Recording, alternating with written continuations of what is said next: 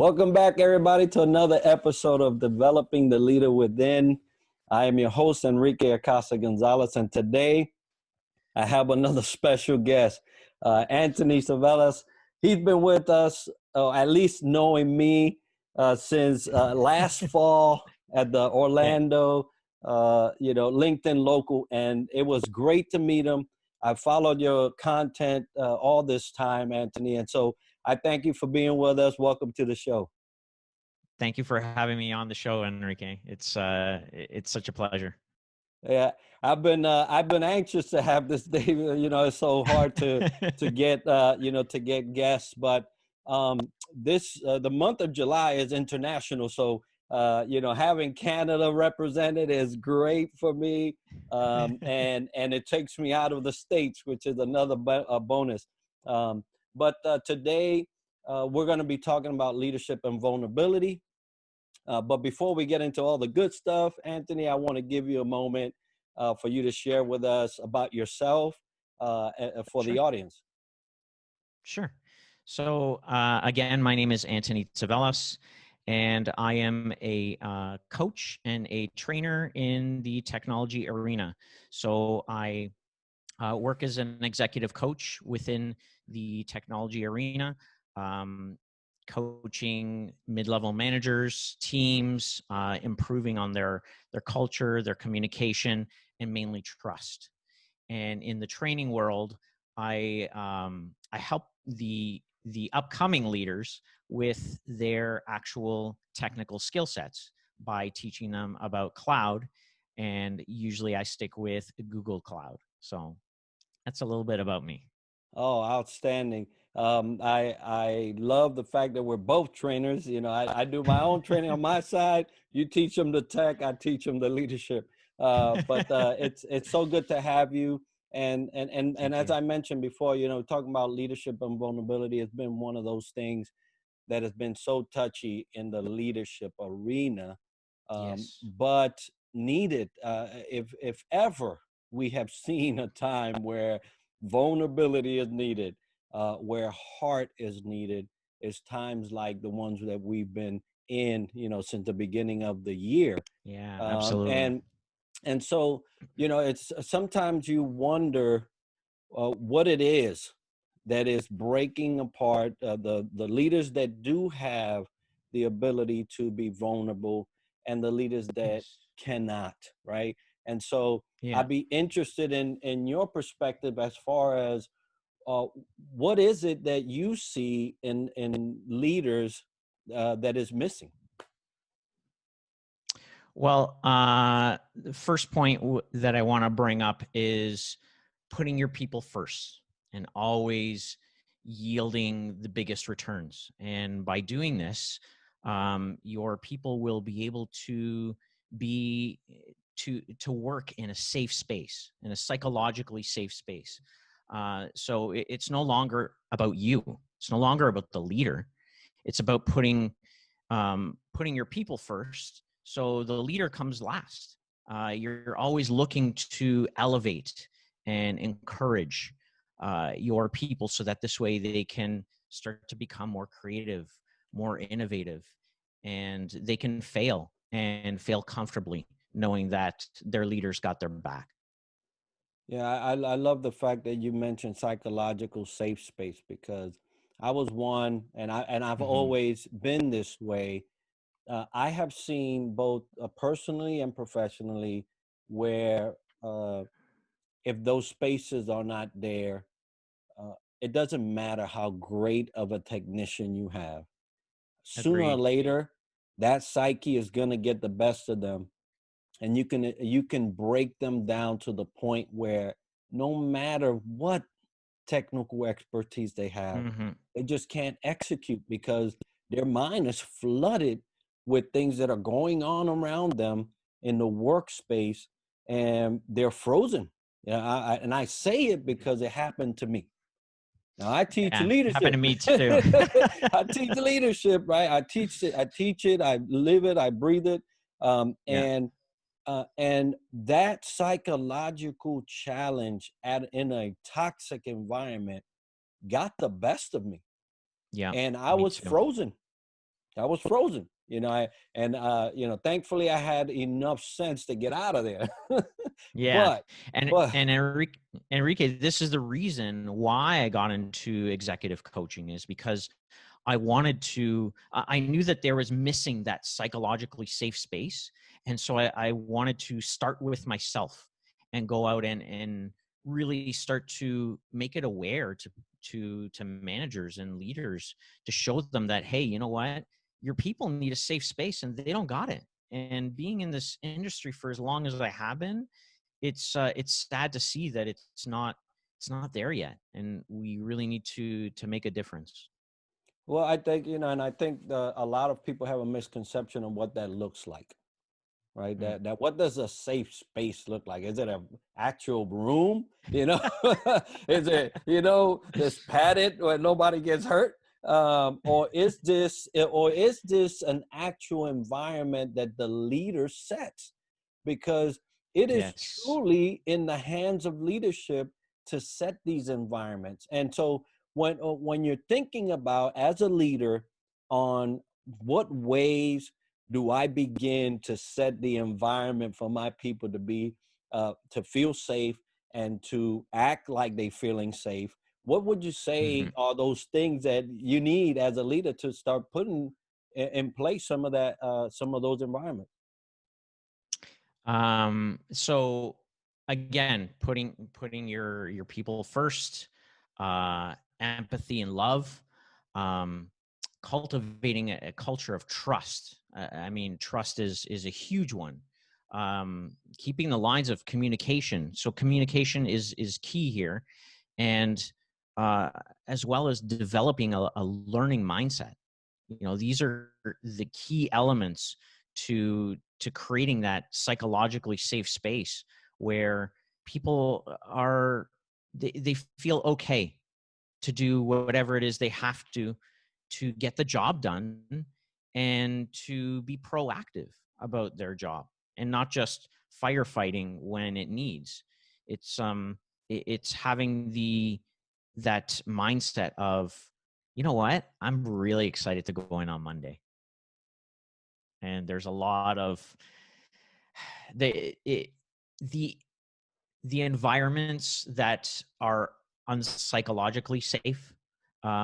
Usually people don't want to go into work every day. They're like, oh, I gotta go to work. And you see it so much, but nobody wants to do anything about it. And these are the points that I really want to emphasize on to all the leaders out there.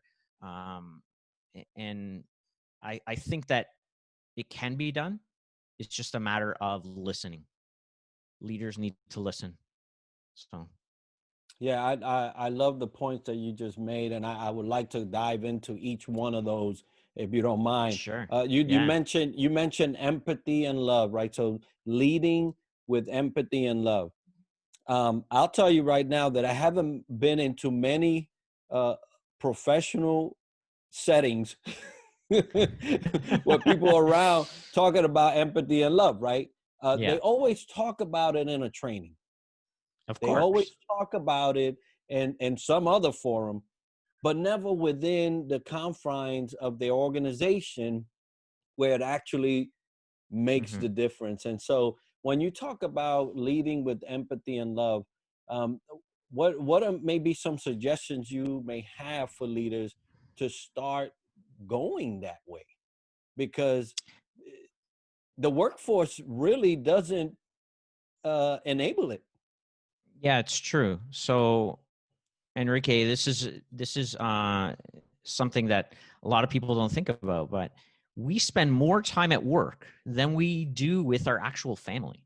And so I look at it as a family relationship.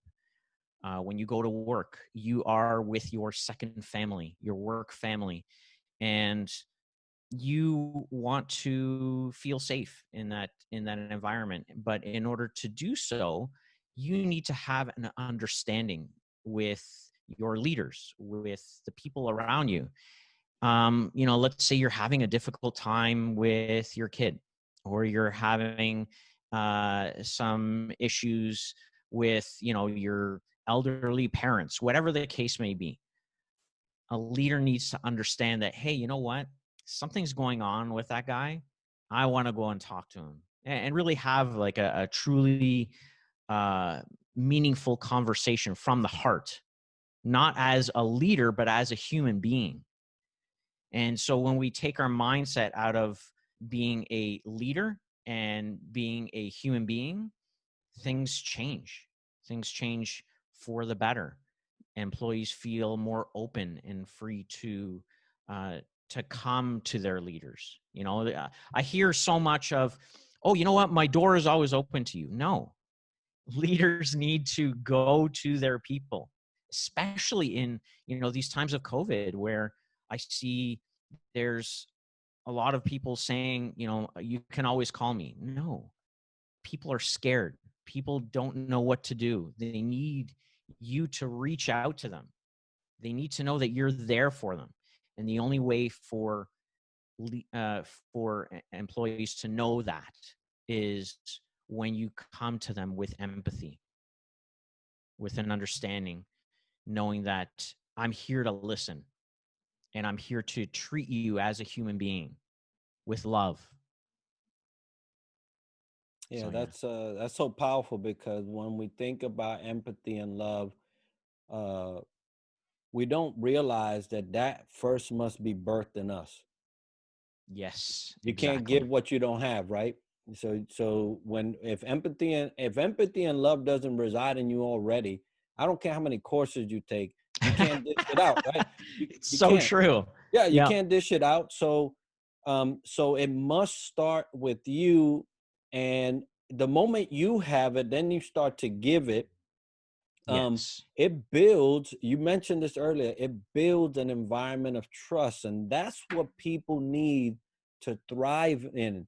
That's what Yeah. people need to be able to be the best they can be, because that trust is there to go ahead and, hey, look, yes, look, if you're going to make mistakes, make them here, right? Make them here. Yeah. We can correct them here. We can, get you to success, because if your failure goes out there, Yeah, exactly. that's when everybody's losing. Right now, we're Hmm. learning, and so when you create that space, I love how when you create that, really does create a culture and cultivate a culture of trust.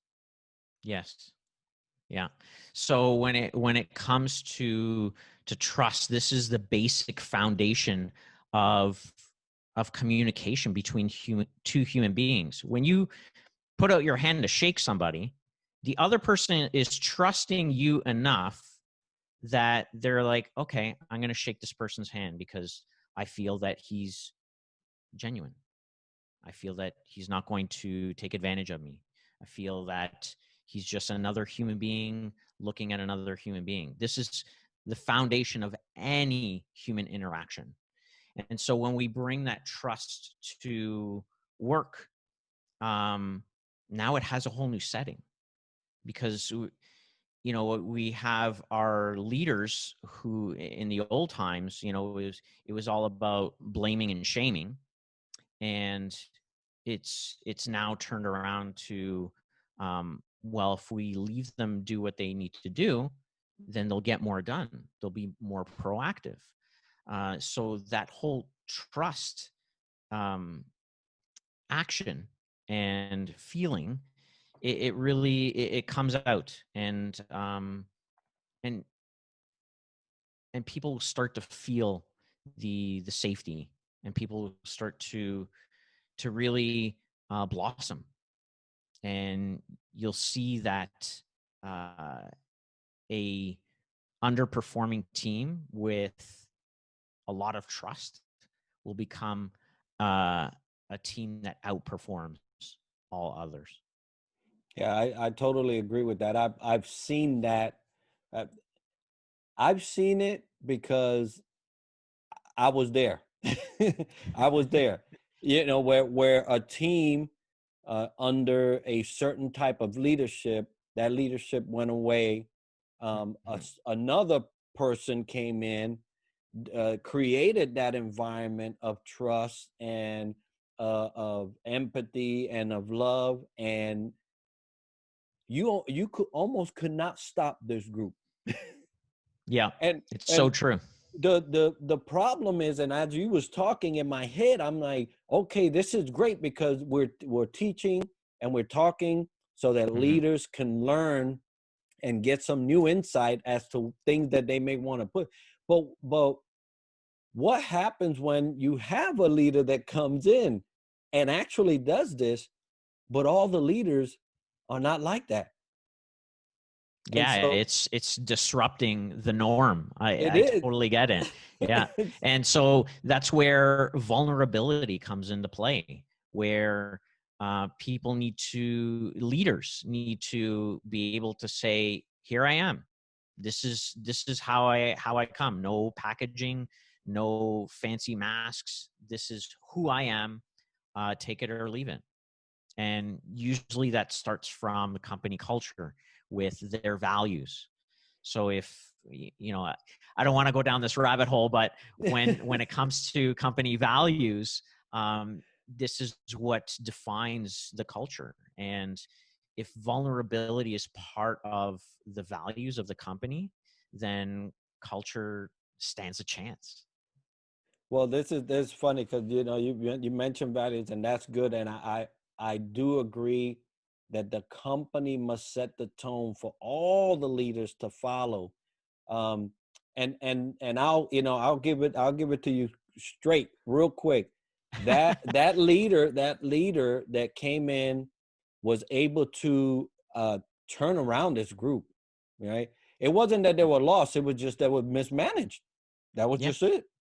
They all had totally. the same capabilities before. Yeah. It's just that there was not a leader to engulf them with the right fuel and get them burning at the optimal heat, right? And so Yes. but what ended up happening is this leader left because it was so disrupted. That the way they were doing it was so disruptive that they got butted. And every time they try to do something now, it was viewed as a threat, and they couldn't they just left. And Mhm. so what ended up Yeah. happening is the team now reverted, and only what happened was the individuals that really got it kept going. But it's a detrimental when the company does Yes. not have that type of culture.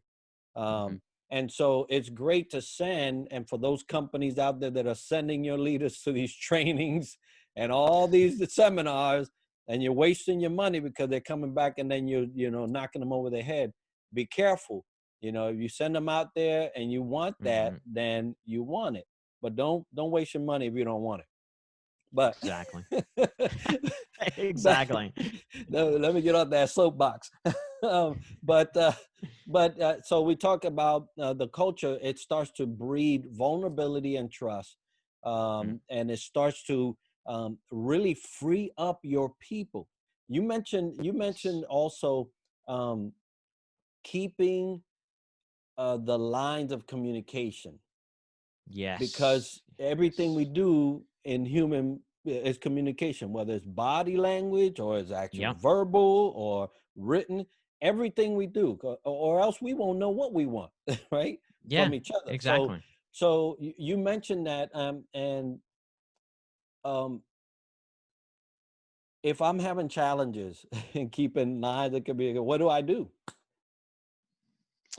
So first, I think we need to, as you said before, start with us. We need to start as leaders communicating better to our people, whether it be through phone, through video, through text. There's so many lines of communication that's available, and we need to start to um, goes back to vulnerability. Keep those lines of communication open and be vulnerable with how we're feeling, what we're doing. um, there's in the IT industry, there's this term called shadow IT. And how that happens is that there's a lack of both trust and communication, and therefore things are done under the radar. And no leader wants things done under the radar. So in order to do this, if you have that trust, then the communication is like, it's another building block on top of that, where people are open about what they're doing because they're not scared. Hey, you know what, Anthony, I am going to do this today. What do you think? Hey, I think that's a great idea. Let's try it and see what happens. And if it fails, it fails. But, as long as we keep on communicating how we're doing, what we're doing, how we're feeling, if you're having a really crappy day and you tell your leader, you know what, I'm having a really crappy day, most great leaders will be like, you know what, take the rest of the day off, go home, clear your mind, and come back with a fresh start tomorrow. Right? That's communication. And that, again, goes back to psychological safety, where you feel safe enough that you can communicate whatever it is that you're having, whatever it is that you're feeling, and ideas that may be floating around in your head that you think would benefit the organization in any way. So, Yeah, as you talking, there's two things that popped in my head. Um, Number one, leaders don't calculate, right? Because yes. if I have a member that comes in, team member, something's off. I can see something's off. I recognize something's off, and I do allow that vulnerability time. And they say, I'm not feeling well. I'm not doing this, that, and I do send them home. Right? What's it going to cost you? That person's salary for the day. Yeah. But what Or happens if they mess they could something up? exactly. They can just, or they may just sit there and do nothing anyways, or they may just, wander around the office or go for a coffee and complain a little bit. And, it doesn't do anyone any good. So what's the point? Right. And so, but in terms of if you just boil it down to finances, right? You have this Yeah. person sitting at the desk now, not doing anything, so you're paying for nothing. Number one, or they try to struggle through it and they mess something up and it costs you $57,000. Yes. When you could have just sent them home, right? Now, Yeah. everything is situational, right? And I'm not a proponent of everybody starts sending people home, but be smart about it, be vulnerable Yes. about it, have some communication with your team member, and see what's needed to be applied, so that the best outcome can actually happen. The second thing I was Yes. thinking of was a saying, and from the very first time I heard this saying, some my spidey senses went off. But the saying was, and now this is, I've even heard it from very high folks. It's better to ask forgiveness than to ask Yes. permission. Yeah. Heard that Where do many, you many think times. that came from? It came from no trust, Yeah. no vulnerability. Yeah. I'm gonna go the shadow, right? You said the shadow IT. Shadow IT. Oh, Yeah. I've seen that shadow IT pop up many times, and in other areas where you would think that that'd be something you would like to discuss before you did, Yeah. what you preferred to do was to go against all reasoning and then say something is better to ask forgiveness, but but are you sure you're going to get forgiveness, which has always been my Exactly. question. And what You kind of never know. forgiveness what kind of forgiveness are you asking for? Because it Yeah. may be okay, you did it, have a nice day. Yeah. Or it could be, okay, you did it, go see legal. Yeah. Because you just don't know, right? So every time somebody said it, I always That made my spidey senses tingle. Uh, but it is truly from an environment where a leader has led some team members to think that they were unwilling to let them work on something and give them a chance. So because Right. they knew that it would work, they were just gonna go with it, and whatever happens, happens. And that's a very dangerous place to be. And it's always because Absolutely. the lack of trust. So you mentioned the communication, but you also mentioned um, the never stop learning, right? Yes, the And in all learning these mindset. things, right? Learning. So tell me a little bit about that. So a lot of us think that when we're in a specific role that we have nothing left to learn, but you always have something to learn, always. Now when it comes, I'm training a lot of these technical individuals, and I myself have been trained in technical, and I teach myself a lot of different certifications, different clouds, and I know that as soon as I stop, especially being in IT, you become a relic, right? Mm-hmm. But bringing it to a leader. Now there's there's always things that leaders can do to better themselves and better their teams, and they should always question why. Why is my team doing this? Why is this person doing this? And that may give them insight as to why, and they're able to correct it. So when you come from a learning mindset, you're always looking for that. You're always looking for the better way. You're always looking for how can we make better what we're currently doing.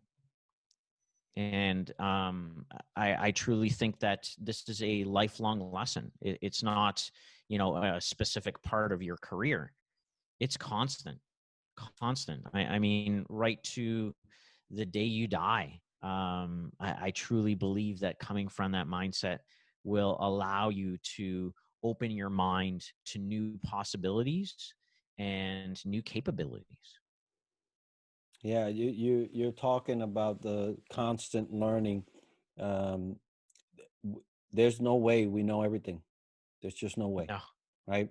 Anyone who Uh, tells you that they do, they're right. lying. Well, of course they are. And you look at them like, man, you want to rephrase that, but but the other not so long ago I was reading a book that was it was intended for new leaders. Now I've been in leadership for a very long time, but I Yeah. read it, right, and the reason why I read it was because I want to always um, remind myself of the things that got me where I am, right, because it's those Yes. things, those foundational truths in leadership that I need to keep a hold of. That must not go away, because if the foundation goes away, I don't care how pretty your building is, it's going to go down. That's so true. Right. Yep.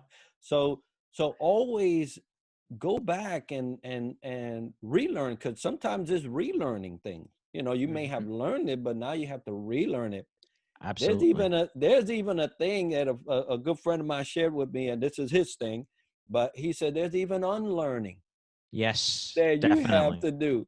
So in Definitely. all three things, and learning, relearning, and unlearning, there's always Mhm. learning, right? So you Yes. always have to keep that in front of yourself. It has to be part of your daily agenda to learn something, to sharpen that axe, if you will, Yeah. and become become better. We don't know everything. Learning is something that never ends, and Mhm. even when people die, you learn something, right? Yes, You so true. so always, I'm a proponent for learning and making sure that you are always being sharp, being able to address issues, especially if you're in a consulting position, because Mm-hmm. you're going to be giving advice and talking to people about things and how to, get it done for their own success. And but you need to have those tools in your pocket. So I love the fact that you made these 5 points. I'm gonna bring it all together. And so you said putting your people first will always yield the biggest returns. Yeah. Always lead with empathy and love. Mm-hmm. Uh, Cultivating a culture of trust, which if any leaders listening, if you need anything, is trust, the trust of your people. And Yeah. believe me, just because you got hired into the position doesn't mean it came with trust. You will have to Yep. earn that every single day. Uh, Absolutely. Keep the lines of communications open, and finally, never stop learning. So Antoni, thank you so much for not only the points that you've made, but the things that you've shared. And it's been wonderful. Thank you. I really appreciate that, Enrique. Yeah. So Antoni, if we had some listeners that wanted to get a hold of Antoni, maybe not at a LinkedIn local, right? Yeah. But in any way that they could, and you would allow that. How would they do that? I find the two best ways is either on LinkedIn. You can always message me or DM me or reach out to me, or you can go straight to my website at antonyt.com. Outstanding. And folks, I'm gonna put that information at the bottom of the video, so you'll be able to get that. I'll also make it provided in the comments so that they can reach out to you. Antoni, one more time, thank you for being with us.